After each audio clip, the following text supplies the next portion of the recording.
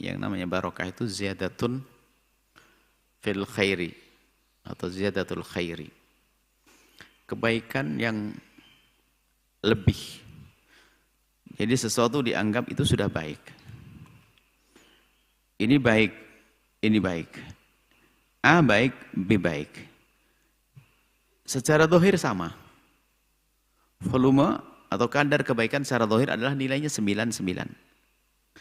Tapi kalau B itu berkah, jadi kebaikan yang didapat oleh orang tersebut yang tidak diduga itu jauh lebih banyak. Namanya barokah. Zahirnya sama. Ada orang gajinya 1 juta rupiah per bulan. Dia tidak punya anak. Hidup berdua. Satu lagi sama, 1 juta rupiah sama. Punya anak 3. Tapi yang nggak punya anak tuh compang-camping. Pusing dia, ngutang terus tuh ada. Karena nggak berkah. Yang satu lagi biarpun 1 juta berkah ajib.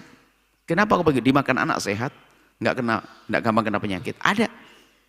Sehingga kita menemukan seperti itu. Ada satu orang punya toko kecil, warung kecil. Tapi bisa menyekolahkan anaknya. Semuanya anaknya bisa sekolah.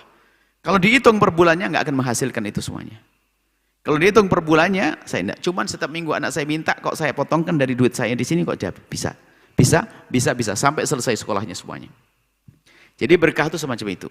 Lah sama. Nah, seorang santri tinggal di pondok 4 tahun.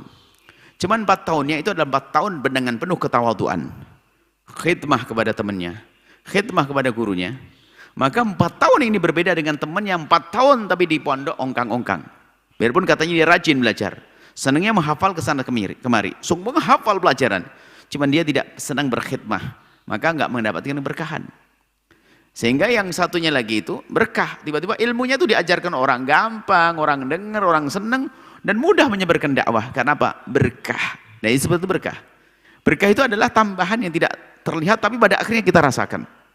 Secara hitungan dohir gajinya sama 1 juta, 1 juta. Tapi 1 juta penuh berkah itu beda dengan 1 juta nggak berkah. Kalau 1 juta nggak berkah, hari ketiga sudah habis. Ngutang dia, lihat ada. Makanya tolong koreksi diri semuanya. Kalau hidupnya nyungsep terus berarti nggak berkah itu. Apakah kerjaannya kurang halal? Atau hidup kita memang hidup tidak beraturan, tidak dekat pada Allah, maka nggak diberkahi oleh Allah. Maka hidupnya kurang terus, nyungsep terus. Seperti itu. Itu namanya tidak berkah. Tapi kalau berkah lihat, kelihatannya sedikit tapi cukup. Dipakai apa saja cukup dan cukup dan cukup. Itu namanya barokah. Belum lagi nanti keberkahan itu dapat di akhirat. Kebaikan di akhirat. Sesuatu yang diberkahi atau sesuatu yang akan menjadikan sesuatu yang berkahi sesuatu yang baik.